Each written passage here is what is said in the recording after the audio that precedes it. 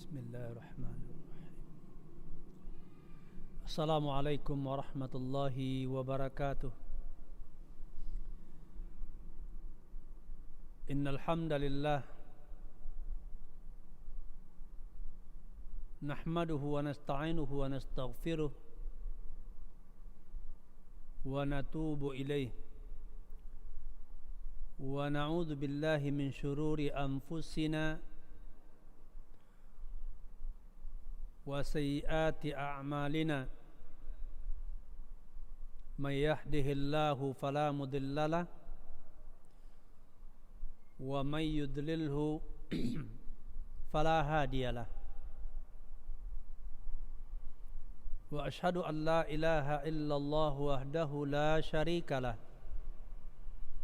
wa ashhadu anna muhammadan abduhu wa rasuluh arsalahu Allahu kaffatan linnas basyiran wa nadhira wa da'iyan ila Allah bi'idnihi wa sirajan munira. Allahumma salli wa sallim ala nabiyyina al-karim Muhammadin sallallahu alaihi wasallam wa ala alihi wa ashabihi wat tabi'in wat tabi'it tabi'in wa man tabi'ahum bi ihsanin ila yaumiddin. Amma ba'du, faqala Allah subhanahu wa ta'ala ya ayyuhalladzina amanu taqullaha haqqa tuqatih wa la tamutunna illa wa antum muslimun. Ya ayyuhan nasu attaqu rabbakumul ladzi khalaqakum min nafsin wahidah wa khalaqa minha zawjaha wa batha minhuma rijalan katsiran wa nisaa'a wattaqullaha alladzi tasaaluna bihi wal arham innallaha kana 'alaikum raqiba. Ya ayyuhalladzina amanu taqullaha wa qulu qawlan sadida yuslih lakum a'malakum wa yaghfir lakum dhunubakum wa may yuti'illaha wa rasulahu faqad faza fawzan 'azima. Wa qala Rasulullah sallallahu alaihi wasallam fa inna asdaqal hadithi kitabullah wa khairal hadi hadi Muhammadin sallallahu alaihi wasallam wa syarrul umuri muhdatsatuha wa kullu muhdatsatin bid'ah wa kullu bid'atin dhalalah wa kullu dhalalatin finnar.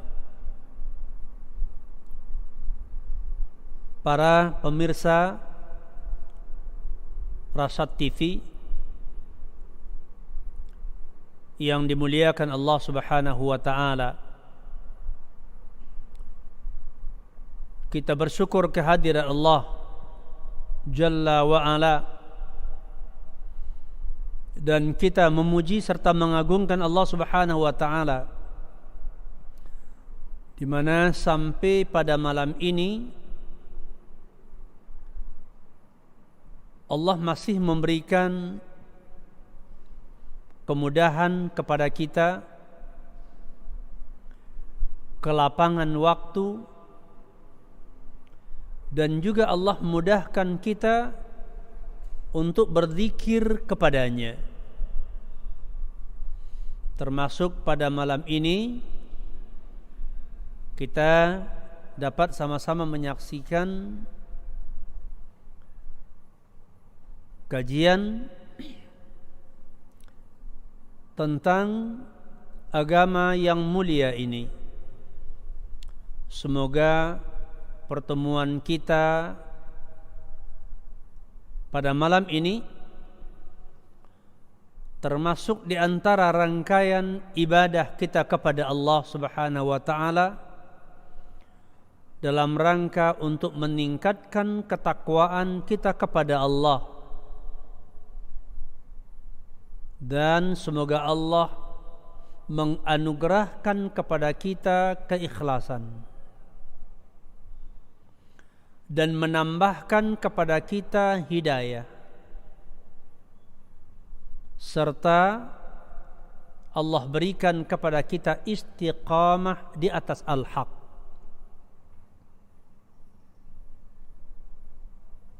Berikutnya, salawat beserta salam kita peruntukkan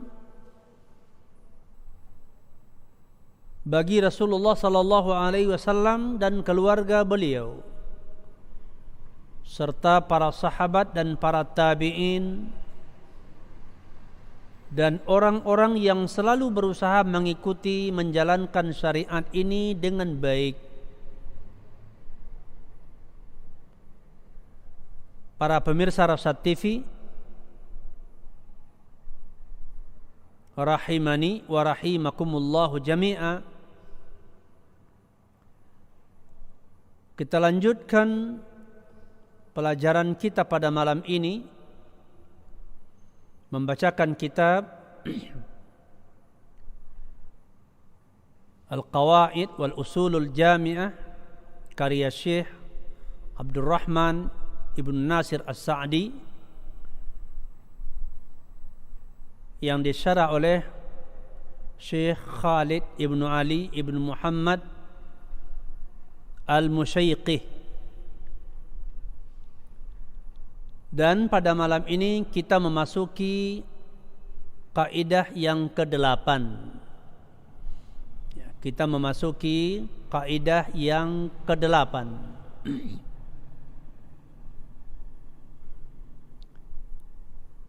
Yaitu yang berbunyi al-ahkamu al-usuliyatu wal furu'iyatu la tatimmu illa bi amrain wujudis syurut wa intifa'il mawani.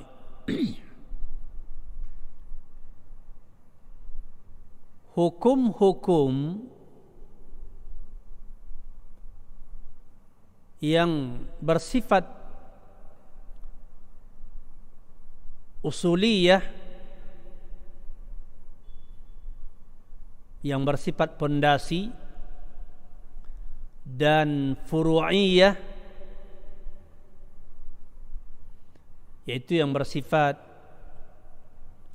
cabang ataupun amaliyah, tidak sempurna kecuali dengan dua perkara, yaitu dengan terpenuhinya syarat-syarat dan hilangnya penghalang atau tidak ada penghalang, dinafikannya penghalang-penghalang.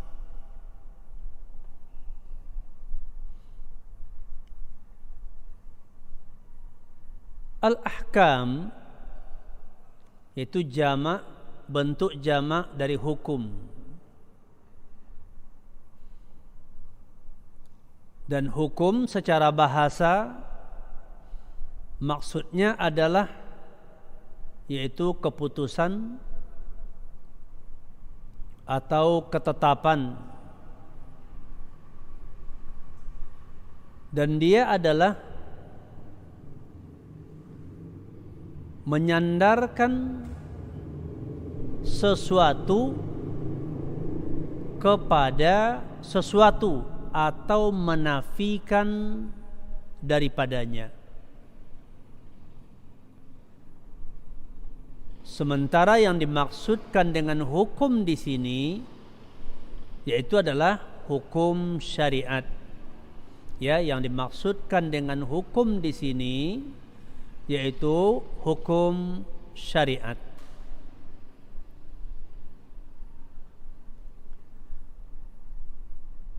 Ya, berarti hukum-hukum syariat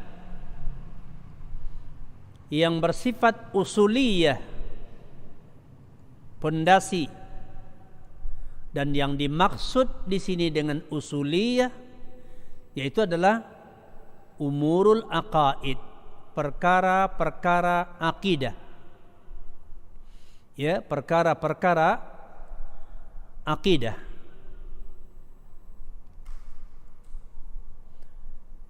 Nah, di sini penulis ya memasukkan sesuatu daripada kaidah-kaidah akidah ya kepada kaidah-kaidah fikih.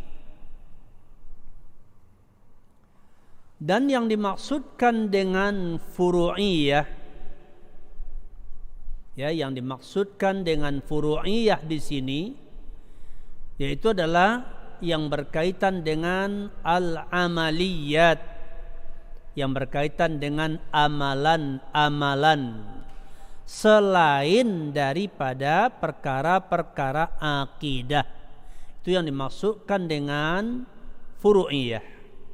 Itu yang berkaitan dengan amalan-amalan ya selain dari perkara-perkara akidah, perkara-perkara keimanan. Seperti pamannya adalah hukum-hukum salat, hukum-hukum zakat, dan hal-hal yang semisal dengannya. Jadi berarti hukum-hukum syariat yang berkaitan dengan akidah dan yang berkaitan dengan amaliyah ya tidak akan sempurna kecuali dengan dua perkara. Apa itu? Adanya atau terpenuhinya syarat-syarat dan dinafikannya atau tidak adanya penghalang-penghalang. Nah, ini ya kaidah ini berlaku terhadap perkara-perkara akidah, perkara-perkara keimanan, dan juga berlaku terhadap perkara-perkara ya yang bersifat amaliyah.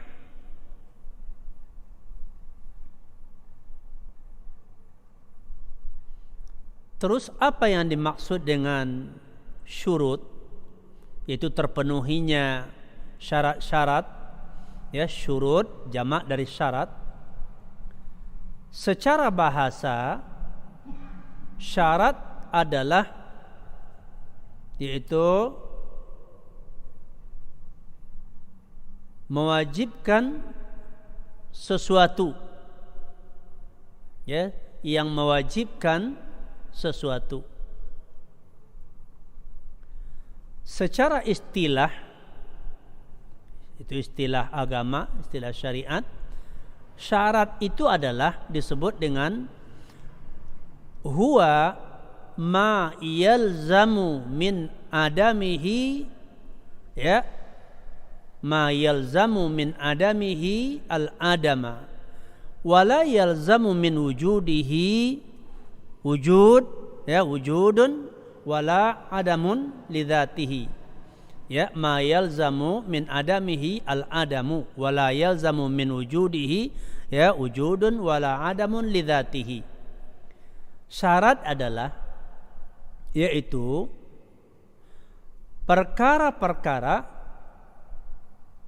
yang mengharuskan jika dia tidak ada, yaitu jika syarat itu tidak ada, maka sesuatu itu atau hukum itu tidak ada dan tidak melazimkan atau tidak mengharuskan. Kalau syaratnya ada, ya, hukumnya terpenuhi ataupun ada ataupun tidak ada, ya, ataupun tidak ada. Jadi tidak mengharuskan bahwasanya adanya syarat, ya, adanya perkara tersebut atau tidak adanya, ya, lidzatihi, yaitu terhadap perkara tersebut. Ya, nanti setelah kita sebutkan contohnya akan jadi jelas. Contohnya disebutkan di sini oleh Syekh Khalid Al-Musyaiqi. Contohnya kata beliau al-wudu. Contohnya adalah wudu. Ya, kita berwudu mau salat. Dia adalah syarat untuk sahnya salat. Ya, wudu adalah syarat untuk sahnya salat. Nah, hal ini mengharuskan, melazimkan kalau tidak ada wudu, ya, seseorang yang tidak berwudu, kalau dia melaksanakan salat, salatnya tidak sah. Ya, tidak ada salat ya bagi orang yang tidak berwudu. La salata liman la wudu alahu. Tidak ada salat, artinya tidak sah salat bagi orang yang tidak berwudu. Ya, ini menyangkut bahwasanya adanya dikatakan bahwasanya kalau dia tidak ada, maka sesuatu yang ditegakkan atau hukum dari yang tegakkan itu tidak ada. Jadi contoh wudu. Wudu ini adalah syarat sah salat. Nah, kalau tidak ada wudu, maka tidak ada salat. Tidak sah salat. Orang yang salat dalam keadaan tidak berwudu, maka salatnya tidak sah. Nah, sebaliknya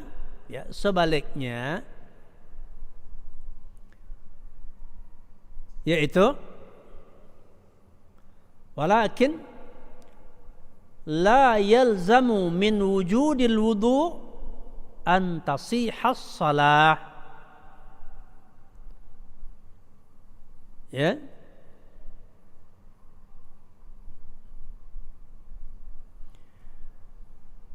faqad la yatma'innu al-insanu fi salatihi aw qad la yastaqbilul qiblah. Akan tetapi tidak mengharuskan atau tidak berkonsekuensi bahwasanya kalau seseorang itu sudah berwudu sudah pasti salatnya sah. Tidak.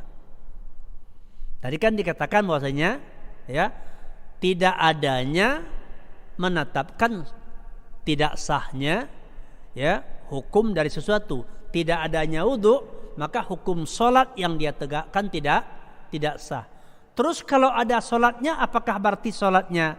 Kalau ada wudunya, apakah berarti salatnya sah? Belum tentu. Ya, begitulah kedudukan syarat.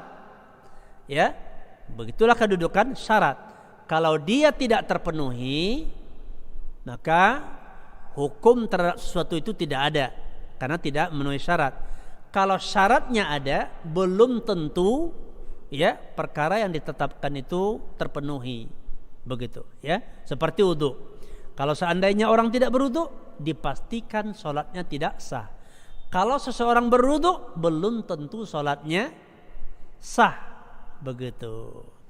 Ya, bisa jadi seseorang itu tidak tumakninah di dalam salat, atau dia salat tidak menghadap kiblat.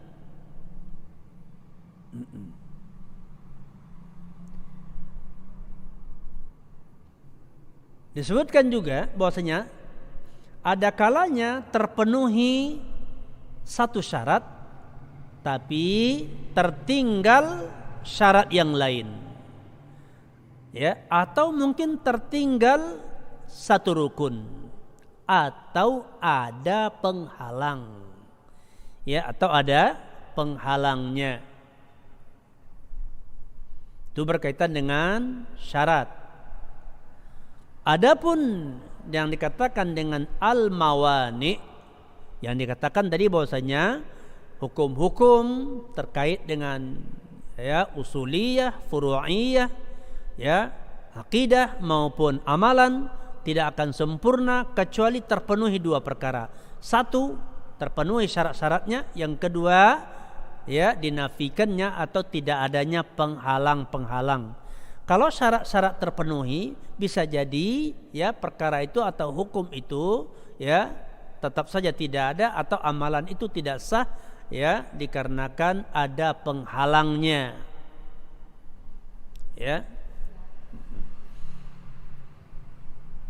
Sekarang ya, penghalang secara bahasa artinya adalah al-hajizu baina syai'ain, yaitu yang menghalangi di antara dua perkara. Secara istilah syariat, ya secara istilah syariat, mawani atau al-mani artinya adalah fahuwa ma yalzamu min wujudihi al-adamu wala yalzamu min adamihi wujudun wala adamun lidzatihi, yaitu sesuatu yang mewajibkan atau berkonsekuensi ya adanya dia, maka hukum terhadap sesuatu ya tidak tegak. Ya, adanya penghalang maka suatu perkara dianggap tidak ada. Namun tidak berarti tidak ada penghalang, ya, tidak ada penghalang, ya, bukan berarti bahwa hukum sesuatu itu sudah tegak dengan sempurna, tidak. Jadi belum, ya, tidak dikatakan terlaksana ataupun sempurna, dan tidak juga dikatakan tidak, ya, begitu. Jadi kebalikannya. Contoh terkait dengan masalah penghalang daripada sebuah hukum. Umpamanya al-kufru, ya, al-kufru mani'un minal mirath, ya, kekufuran menghalangi seseorang untuk mendapatkan warisan. Ya, jadi kalau umpamanya ya orang yang meninggal seorang muslim, anaknya kafir, maka kekafiran anaknya ini menghalangi dia untuk mendapatkan warisan dari harta yang ditinggalkan oleh orang tuanya, ya, seperti harta yang ditinggalkan oleh ayahnya atau harta yang ditinggalkan oleh ibunya. Meskipun dia adalah anak, tapi kekafirannya menjadi penghalang dia untuk mendapat warisan dari orang tuanya yang beragama Islam. Nah, ya, bahwasanya kalau seandainya si anak itu kafir, maka dia tidak mewarisi. Nah, kenapa? Karena kekafiran menjadi penghalang. Kemudian dan tidak mesti, ya, kalau seandainya dia itu, ya, tidak kafir, terus secara spontan, secara otomatis berarti dia jadi ahli waris juga. Belum tentu. Jadi kalau dia kafir, sudah pasti nggak bisa mewarisi. Nah, kalau dia beriman, ayahnya beriman, meninggal dunia, meninggalkan harta, si anak beriman, bukan kafir, nggak ada penghalang kekafiran, apakah secara otomatis dia menjadi ahli waris? Tidak, belum. Kenapa? Karena ada penghalang yang lain. Apa itu? Seperti adalah kedudukan sebagai budak. Seorang budak kalaupun dia beriman, ya, dia tidak bisa mendapatkan harta, tidak bisa mendapat warisan, ya, begitu. Atau seperti seseorang yang membunuh, ya, seseorang yang sengaja membunuh orang yang yang dia menjadi ahli waris dari orang yang dibunuhnya, itu jadi penghalang dia untuk mendapat warisan, begitu, ya. Jadi boleh jadi memang sudah hilang satu penghalang, tapi ada penghalang yang lain. Maka oleh sebab itu, sebagaimana disebutkan di dalam kaidahnya, bahwasanya hukum-hukum syariat itu tidak akan sempurna kecuali dengan sempurnanya semua syarat-syarat dan ternafikannya atau hilangnya semua penghalang penghalangnya, begitu ya. Jadi terpenuhi semua syarat-syaratnya dan hilang semua penghalang-penghalangnya, maka baru hukum syariat itu tentang suatu perkara ya menjadi berlaku, begitu. Ya. Nah, berkata Syekhul Islam Ibnu Taimiyah, sudah sepakat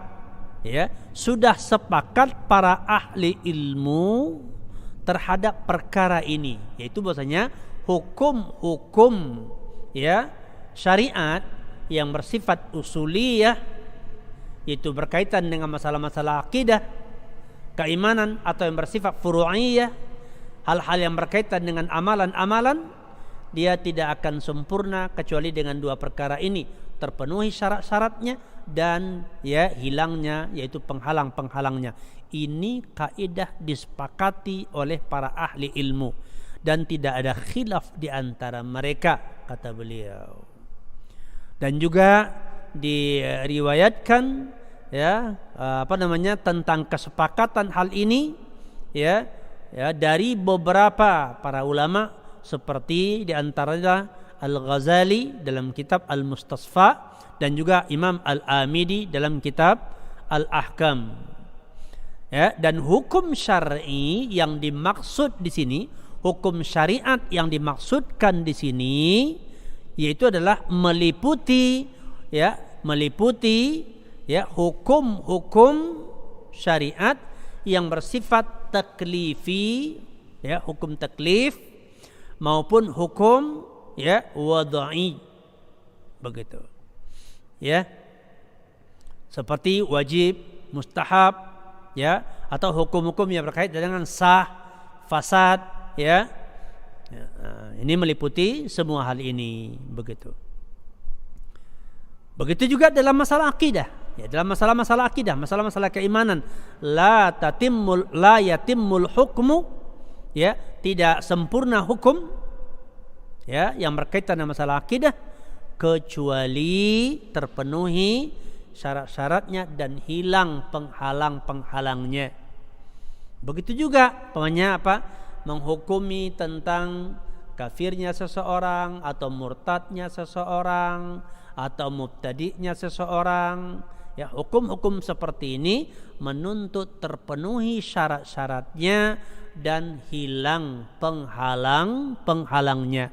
Nah, kaidah ini sangat penting diketahui supaya kita tidak keliru di dalam menetapkan dan menghukumi suatu perkara, begitu.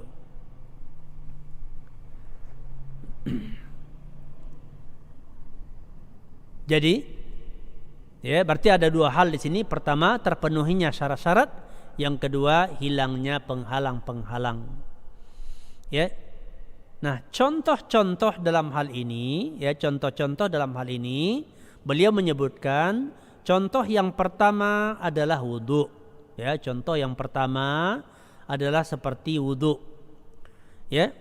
Bahwasanya wudu tidak akan sempurna dan tidak ada tidak terbangun di atasnya perkara-perkara yang berkaitan dengan yaitu konsekuensi wudu.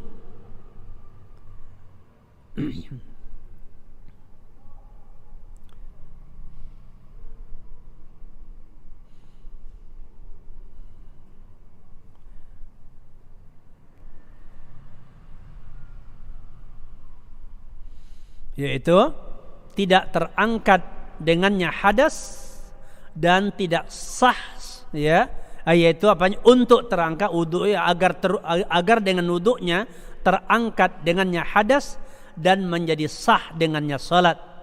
Baru bisa seperti itu adalah jika terpenuhi syarat-syaratnya dan ternafikan penghalang-penghalangnya. Jadi wudu itu baru dianggap sah wudu seseorang baru dianggap sah baru dianggap terangkat dengannya hadas dan baru dianggap sah untuk ditegakkan salat apabila wudunya ini memenuhi syarat-syarat dan hilang daripadanya penghalang-penghalang. Contoh umpamanya syurutul wudu, di antara syarat-syarat wudu, ya di antara syarat-syarat wudu adalah satu, beragama Islam. Ya. Yang kedua, orangnya berakal. Yang ketiga, ya tamyiz, ya sudah memayyiz. Begitu. Orang yang sudah memayyiz, ya seperti pelajaran sebelumnya, maka wudunya sah, walaupun dia belum wajib ya berwudu karena dia belum mukallaf. Ya. Kemudian menghilangkan apa-apa yang menghalangi sampainya air ke kulit. Menghilangkan apa-apa yang menghalangi sampainya air ke kulit. Ya. Dan juga ya syarat-syarat yang lain yang harus terpenuhi. Nah, begitu juga tentang mawani-mawaninya harus bisa ya terhilangkan, ya penghalang-penghalang daripada wudu ya bisa terhilangkan.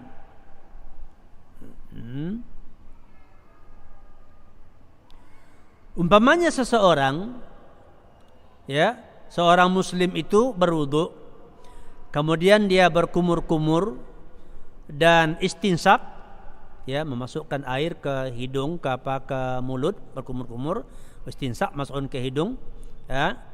Dan sementara hadas terus keluar, umpamanya, maka wudunya tidak sah. Tidak sah.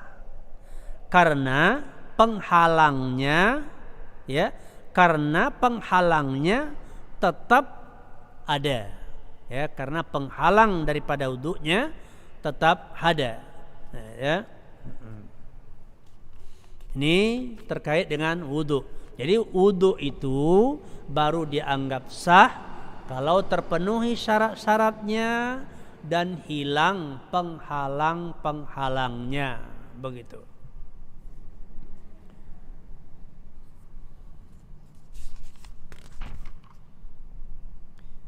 Contoh yang kedua, ya beliau memberi contoh yang kedua, yaitu seperti sholat, ya sholat. Maka harus terpenuhi syarat-syaratnya dan hilang penghalang-penghalangnya. Kalau seandainya seseorang sholat sebelum masuk waktu, ya maka sholatnya tidak sah. Kenapa? Enggak terpenuhi syaratnya. Ya. Jadi kalau seseorang sholat ya sebelum masuk waktu, maka sholatnya tidak sah. Karena tidak terpenuhi salah satu syarat di antara syarat-syarat untuk sholat. Begitu. Jadi umpamanya bagaimana? Seseorang mungkin mau berangkat. Mau berangkat ini nanti pas masuk waktu zuhur kayaknya tanggung dalam perjalanan, dan masuk asar belum sampai ke alamat, ya jalan jangan-jangan macet. Ini dari sini mau berangkat ke tebing tinggi, dikhawatirkan jalan macet. Ini berangkat sekarang jam 11:30 atau jam 12. Kalau nunggu sholatnya nanti umpamanya ini bisa lewat maghrib nih karena musim macet ini hari raya, kan begitu. Jadi bagaimana? Ini baru 11:30. Nggak apa-apalah, Allah kan maha tahu, ya kan? Allah kan maha tahu hati kita, begitu. Ya, maka bagaimana? Udah sholat aja sekarang 11:30, begitu. Ya, toh kita melakukan sesuatu yang baik dengan tujuan baik. Ya, maka sahkah sholatnya? Tidak. Ya, tidak sah sholatnya, dan dia belum dianggap menunaikan kewajiban.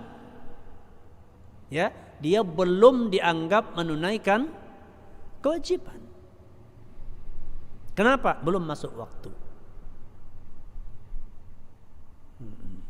Ya. Makanya di sini juga kita perlu tahu bahwa melaksanakan kewajiban, melaksanakan ibadah kepada Allah tidak cukup hanya dengan niat saja. Ya. Tetapi pelaksanaannya mesti sesuai dengan aturan-aturan syariat yang sudah ditetapkan oleh Allah dan Rasul-Nya.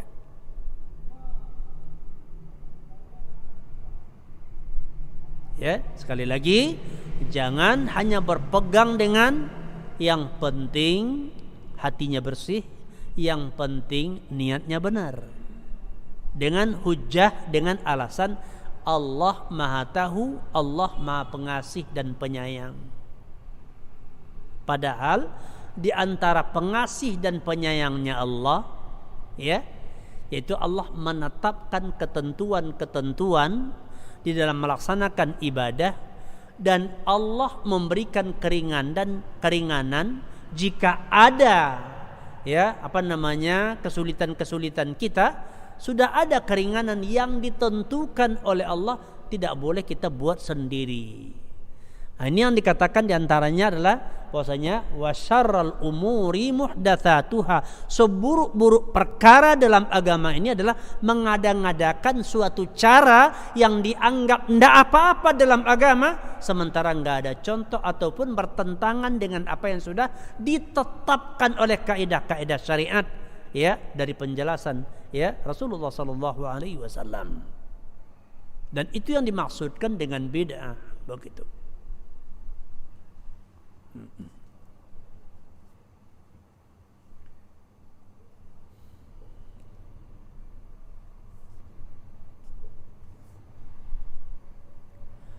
Dan demikian juga kalau seandainya seseorang sholat, ya, udah masuk waktu, dia sholat, tapi dia sholat dalam keadaan tidak menutup aurat, ya, dia sholat tidak menutup aurat, maka, ya, sholatnya tidak dianggap, ya, tidak dianggap, kecuali dia tidak memiliki sesuatu sama sekali untuk menutup auratnya. Ini pembahasannya lain, begitu. Atau dia sholat dalam keadaan, ya, itu berhadas. Maka dari itu, sebagaimana disebutkan, maka diharuskan terpenuhi semua syarat-syaratnya yang telah disebutkan oleh para ulama.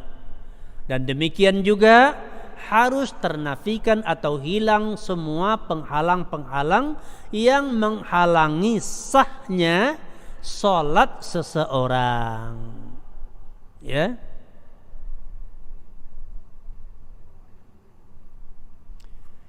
Kalau seandainya seseorang melaksanakan sholat nafilah, ya, seseorang melaksanakan sholat nafilah mutlak pada waktu larangan sholat, pada waktu yang dilarang sholat, maka sholatnya tidak sah, ya, karena ada penghalangnya, yaitu apa?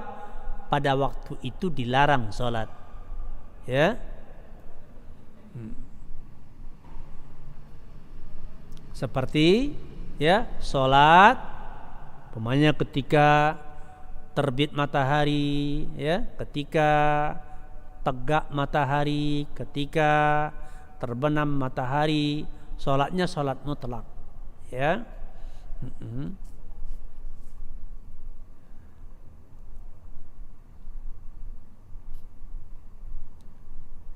Jadi maka sholatnya tidak sah karena ada penghalangnya.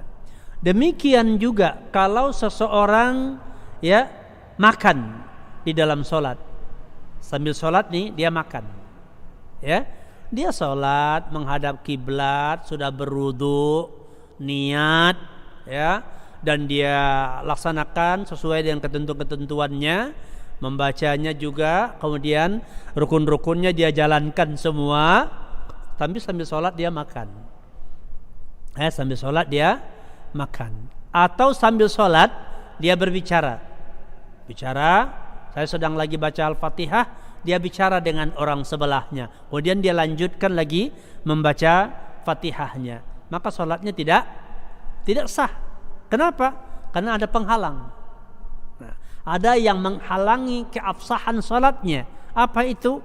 Ya, seperti dia makan ketika salat. Ya, dia berbicara ketika salat, begitu. Maka salatnya tidak sah.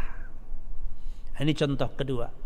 Ya, dicontoh seperti salat. Maka dari sini dapat kita ketahui bahwa amalan-amalan itu tidak akan sempurna, ya, kecuali kalau syarat-syarat terpenuhi dan penghalang-penghalangnya ya tidak ada, begitu ya. Nah, para pemirsa Rasad TV yang dimuliakan Allah Subhanahu wa taala, contoh yang ketiga beliau sebutkan, contoh yang ketiga ini berkaitan dengan muamalah pergaulan hidup ya, atau interaksi di dalam kehidupan kita bermasyarakat, begitu ya. Contoh, seseorang melakukan akad, ya, yaitu seperti akad jual beli, maka harus terpenuhi syarat-syaratnya. Ini kita bertransaksi, si A dan si B bertransaksi, ya. Nah, di sini ada ketentuan-ketentuan syariat. Bertransaksi, berjual beli, ini adalah muamalah, ini urusan dunia. Ya, kalau kembali ke kaidah yang awal, kan dia dikatakan bahwa urusan dunia itu hukum asal kaidah yang ke-6 ya, bahwasanya perkara muamalah atau urusan dunia hukum asalnya adalah mubah, boleh, begitu ya, hingga datang dalil yang yaitu mengharamkannya.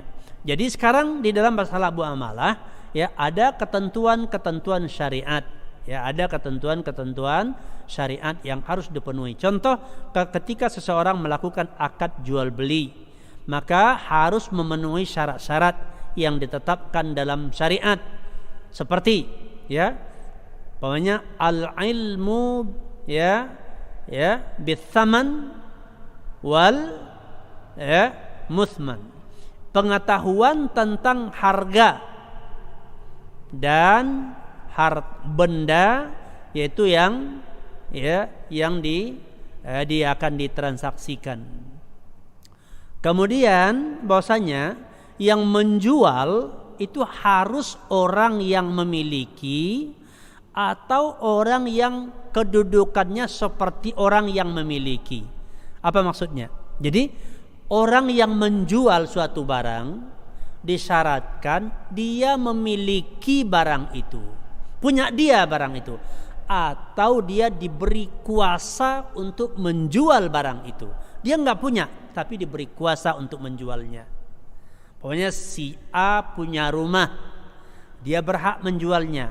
Kemudian ada si B nggak punya rumah, tapi dia dikuasakan oleh si A untuk menjualkan rumahnya, maka dia berarti berhak untuk menjual, ya. Jadi dalam transaksi jual beli, bahwasanya ya yang menjual itu harus orang yang memiliki atau orang yang berkedudukan, ya, berkuasa atau diberi kuasa untuk menjual, ya. Kemudian orang yang melakukan akad adalah orang-orang yang boleh melakukan tasarruf, yaitu melaksanakan transaksi. Orang-orang yang boleh melakukan ya transaksi, begitu. Seperti bagaimana? Orangnya berakal. Kalau orang bodoh enggak boleh.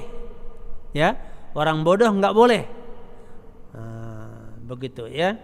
Mesti dia mengerti, tahu maslahat, tahu mudarat. Ya, orang gila enggak boleh. Jadi jangan kita bertransaksi dengan orang gila. Jangan bertransaksi dengan orang yang bodoh, orang yang tidak mengerti barang, atau orang yang tidak mengerti uang. Begitu, ya. Apalagi sengaja memanfaatkan kebodohan orang untuk meraih keuntungan besar. Ini tidak dibolehkan, ya. Dan syarat-syarat lain terkait dengan masalah jual beli. Nah, kemudian harus pula yang kedua, yaitu hilang penghalang-penghalangnya. Ya, ternafikan penghalang-penghalangnya. Ya, apa contohnya? Seperti umpamanya larangan berjual beli sesudah azan kedua di waktu Jumat. Ya, dilarang berjual beli, ya,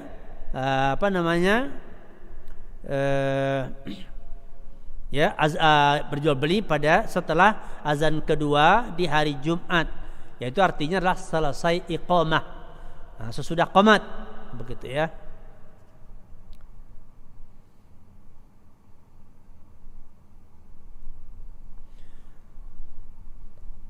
Kalau seseorang membeli sesuatu sesudah azan Jumat yang kedua, maka jual beli ini tidak sah, karena penghalangnya tidak ternafikan, karena ada penghalang di sini, di mana dilarang dalam agama berjual beli sesudah azan kedua di hari Jumat, itu sesudah ditegakkan qomat.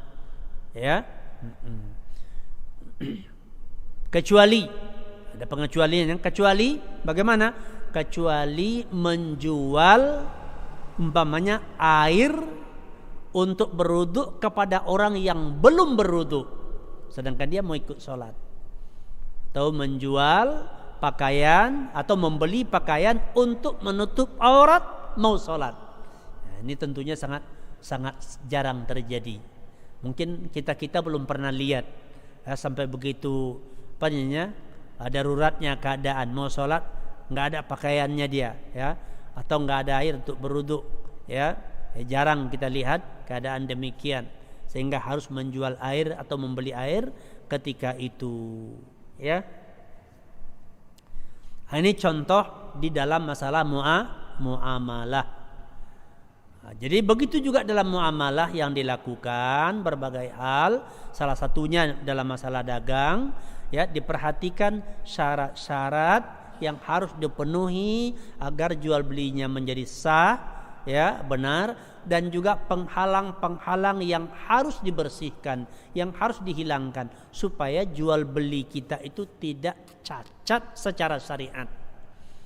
Ya, karena pada hakikatnya muamalah itu sendiri juga dituntut agar sesuai dengan syariat, karena memang hidup kita ini adalah untuk berbekal dengan ketakwaan, termasuk dalam bertransaksi, berjual beli harus di sini diterapkan, ya, yaitu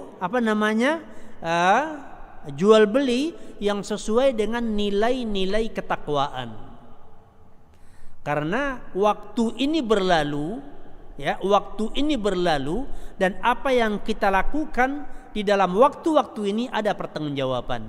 Sebagaimana Allah katakan, wal asri innal insana lafi khusrin. Demi waktu, sesungguhnya manusia itu berada dalam kerugian di sepanjang waktu. Illal ladzina amanu wa amilus solihat, kecuali orang-orang yang melandasi hidupnya dengan iman, orang-orang yang beriman dan dia beramal saleh. Termasuk amal saleh adalah terkait dengan muamalah, jual beli umpamanya. Maka para pedagang perhatikan syariat, ya, bukan targetnya pedagang hebat itu adalah bisa meraih untung yang banyak, tidak. Pedagang yang hebat, pedagang sukses adalah orang yang mampu meraih nilai-nilai ketakwaan di dalam berdagang. Ya, wa tazawwadu fa inna khaira zadi at-taqwa. Berbekallah kalian, ya, sesungguhnya sebaik-baik bekal adalah yaitu at-taqwa. Contoh berikutnya, contoh yang keempat, ini beliau memberikan contoh dalam masalah pernikahan. Kalau seseorang melaksanakan akad nikah, seorang lelaki ya melaksanakan akad nikah itu kepada seorang wanita, maka harus terpenuhi syarat-syaratnya. Harus terpenuhi syarat-syaratnya. Apa itu? Seperti ridho zaujain. Pertama apa? Ridhonya pihak laki-laki maupun si wanita tanpa dipaksa. Ya, baik yang mempelai laki-laki enggak boleh dipaksa maupun mempelai perempuan. Ya. Ketika seorang wanita mengadu kepada Rasulullah, ya, yang dia dipaksa oleh wali untuk menikah, maka Nabi mempersilahkan kepada dia mau lanjutkan atau mau dibatalkan. Kalau mau dibatalkan maka berhak untuk dibatalkan. Ya, dia mengatakan lanjutkan, tapi agar para wali tahu saja tentang hak-hak wanita. Ya, maka enggak boleh dipaksa. Ya, enggak boleh dipaksa. Ridho zaujain. Ya. Kemudian ta'yinu az-zaujain. Ya, tentu orang, jelas orangnya, begitu ya. Jelas orangnya. Kemudian al-ishhad, saksi. Adanya dua saksi. Ya, dua saksi untuk syarat daripada sahnya pernikahan. Kemudian wali. Ya, adanya ya wali, nikah yang dilaksanakan oleh wali, dinikahkan oleh wali. Begitu, karena Nabi mengatakan la nikaha illa biwali. Ya, tidak ada nikah, tidak sah nikah kecuali dengan wali dan ya syarat-syarat lainnya. Begitu. Maka juga ya harus pula di sini hilang penghalang-penghalangnya.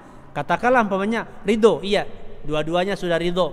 Kemudian orangnya sudah diketahui, saksi ada, kemudian wali ada dan wali sudah siap dan ridho untuk menikahkan. Dan kemudian terpenuhi syaratnya.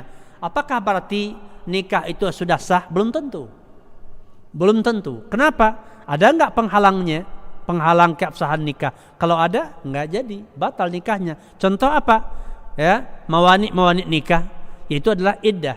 Seorang wanita dalam masa iddah, maka tidak boleh melaksanakan akad nikah.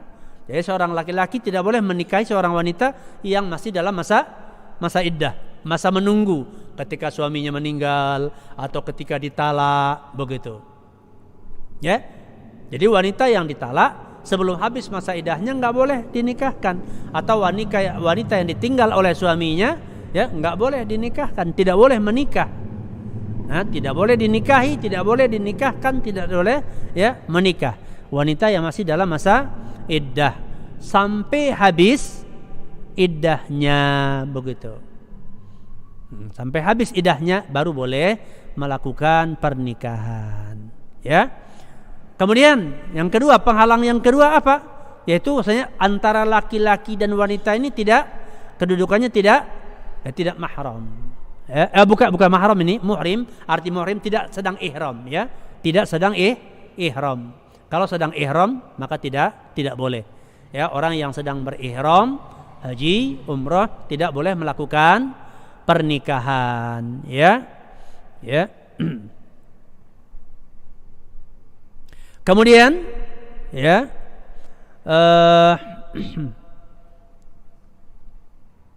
tidak melakukan akad nikah terhadap seorang wanita dan saudarinya. Ya, terhadap wanita dan saudarinya. Ya, maksudnya bagaimana? Mengumpulkan dua wanita yang bersaudara. Arti mengumpulkan di sini misalnya poligami, nikahi kakaknya dan adiknya. Nah, ini enggak boleh. Padahal adiknya bukan mahram, enggak. Adik istri itu bukan mahram. Bibi istri ya bukan mahram. Ya. Tapi orang ini enggak boleh digabungkan. Menikahi seorang wanita kemudian menikahi adik bapak si wanita tersebut, atau adik ibu si wanita tersebut, atau kakaknya atau adiknya, ya, dikumpulkan dinikahi kedua-dua, tidak boleh. Tapi kalau yang satu meninggal, ini dinikahi yang satu, kemudian meninggal dia ambil adiknya atau bibinya boleh, atau kemanaannya boleh. Tapi kalau digabungkan maka tidak boleh, begitu. Ya, akadnya tidak sahih. Kenapa? Ada penghalangnya, begitu. Ini terkait dengan masalah pernikahan. Ini contoh-contoh ya, terpenuhinya syarat, kemudian tertolak ataupun tidak ada penghalangnya. Kemudian berikutnya contoh yang kelima terkait dengan masalah tabarruat, yaitu amal sosial. Ya, bukan transaksi yang menguntungkan tapi amal sosial, seperti seseorang berwakaf, seseorang bersadaqah, mengeluarkan atau memberi sedekah, begitu ya. Maka juga harus terpenuhi syarat-syaratnya dan terhilangkan penghalang-penghalangnya. Apa syarat-syarat wakaf? Pemanya contoh syarat wakaf, ya. Seperti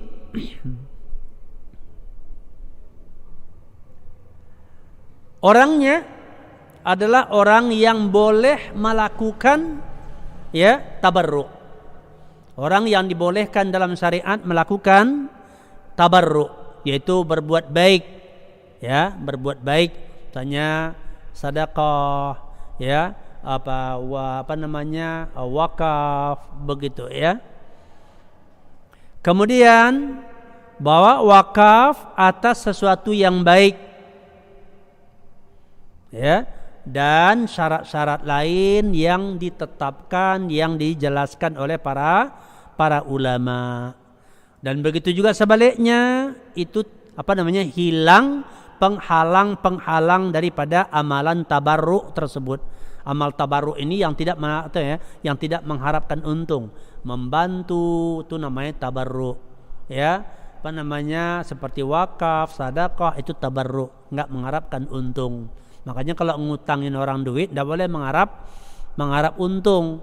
Meminjamkan duit kepada orang 10 juta, kemudian bayarnya ya minta pengertiannya, enggak disebut angkanya, yang penting pengertian. Pengertiannya itu entah 1 juta, entah 500.000, itu riba. Ya. Walaupun duit yang kita pinjamkan itu dipakai oleh dia untuk dagang, untuk usaha, pinjam ya pinjam, begitu ya kan, tidak mendatangkan untung. Kalau mau untung, ya masukkan modal, kerjasama. Kalau beruntung bagi untung, kalau rugi ya tanggung kerugiannya. Berani untung siap rugi, begitu loh. Kalau membantu ya membantu, tidak boleh mendatangkan ya untung, atau tidak boleh mengambil lebihnya. Kelebihan dari pembayaran utang adalah riba, begitu ya. Dan tidak ada juga penghalangnya. Umpamanya apa penghalang? Seperti orang berwakaf sementara dia punya hutang yang harus dibayar. Nah, ini enggak boleh. Karena wakaf hukumnya tidak wajib. Membayar hutang hukumnya wajib. Jadi mesti didahulukan membayar hutang. Jadi para ulama mengatakan orang yang terhalang melaksanakan amalan yang mustahab dikarenakan dia mengurus kewajibannya, ya, menyelesaikan kewajibannya, enggak bisa membuat yang mustahab. Orang ini ma'dzur, mendapat uzur, begitu. Ya.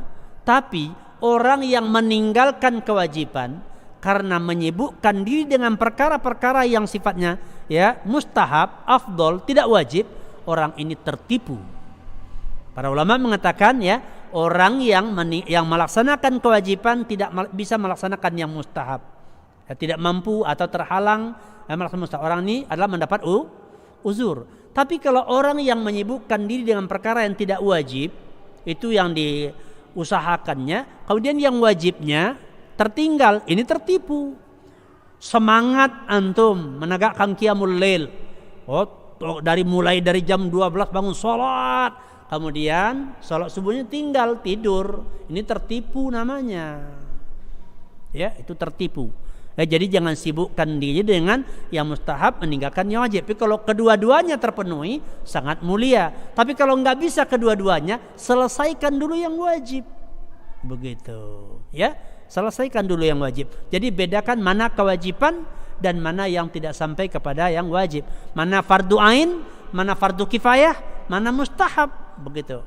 Ya, agar kita bisa membedakan, agar bisa mengerti yang mana yang mau diselesaikan dulu. Karena pahalanya pun beda-beda, dan Allah itu lebih senang dari hambanya kalau hambanya mendahulukan kewajibannya. Begitu ya. Jadi itu lebih disukai. Jadi orang yang punya hutang mendahulukan bayar hutang, ya. Atau dia sedekah sedangkan dia punya hutang, ya. Dia punya hutang, maka sedekahnya jadi tidak sah, tidak benar. Kenapa? Ada penghalangnya. Contoh yang keenam adalah seperti masalah wasiat. Dan demikian juga dalam masalah wasiat harus terpenuhi syarat-syaratnya dan hilang penghalangnya. Syarat-syarat wasiat diantaranya berakal, ya. Orang yang berwasiat ini berakal. Kemudian dia mumayyiz, ya. Dan kemudian orang yang diberi wasiat adalah orang yang memang boleh memiliki, ya. Tapi wasiatnya mengasih umpamanya rumah untuk orang gila, itu tidak boleh. Kenapa? Orang gila nggak boleh memiliki, nanti kacau, dihancurinya rumah itu nanti, ya, nggak boleh. Atau orang bodoh, orang nggak ngerti kasih duit wasiat untuk dia 5 juta, ya udah diambur-amburkannya itu duit, jadi nggak boleh, ya. Jadi dia harus berakal, tamyiz, dan orang yang diberi wasiat itu adalah orang yang berhak, yang bisa memiliki sesuatu, ya. Kemudian penghalangnya, apa penghalang wasiat? Di antaranya nggak boleh lebih dari 1/3. Jadi kalau misalnya kita berwasiat nih, kita punya harta, kalau kita meninggal berikan ke ini umpamanya, ini wasiat. Nah, itu wasiat itu ada penghalangnya.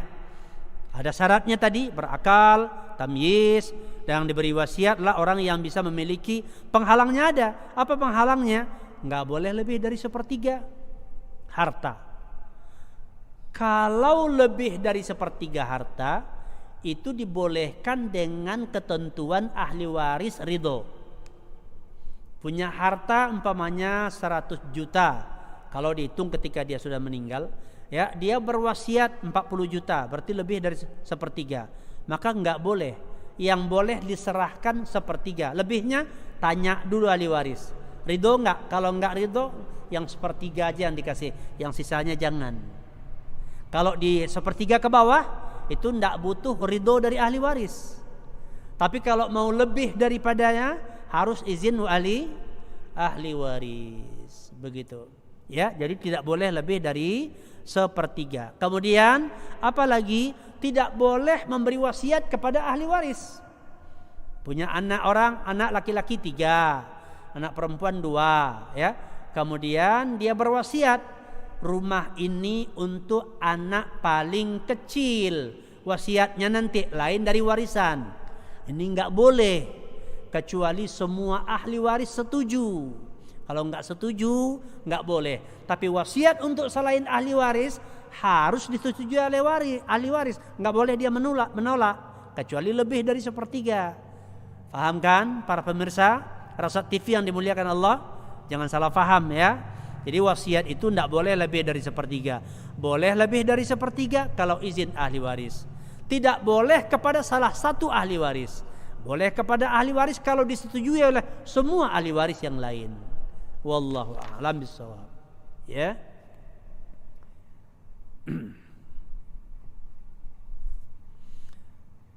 Jadi dan demikian juga terkait dengan masalah warisan, harus terpenuhi, ya, syarat-syaratnya, ya, dan tidak ada penghalangnya, begitu, ya. Seperti contohnya umpamanya, ya, yang menjadi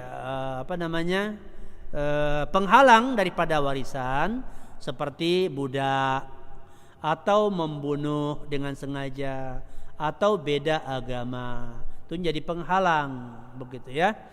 Jadi inilah pelajaran kita pada malam ini. Mudah-mudahan menjadi tambahan bekal buat saya dan buat yaitu para pemirsa, penonton Rasat TV yang dimuliakan Allah Subhanahu wa taala. Kita akhiri sampai di sini. Kebenaran datang dari Allah Subhanahu wa taala, dan jika ada yang salah, yang keliru dari penyampaian saya, ya kita bermohon, kita meminta kepada Allah agar Allah nanti memberikan tambahan ilmu, tambahan hidayah kepada kita, ya, dan kemudian mengokohkan kita di atas yaitu agamanya yang lurus. Kita tutup dengan doa kafaratul majlis. Subhanakallahumma wa bihamdika asyhadu an la ilaha illa anta astaghfiruka wa atubu ilaik. Wa sallallahu wasallam ala nabiyina Muhammadin wa ala alihi wa sahbihi ajma'in. Alhamdulillahirabbil alamin. Assalamualaikum warahmatullahi wabarakatuh.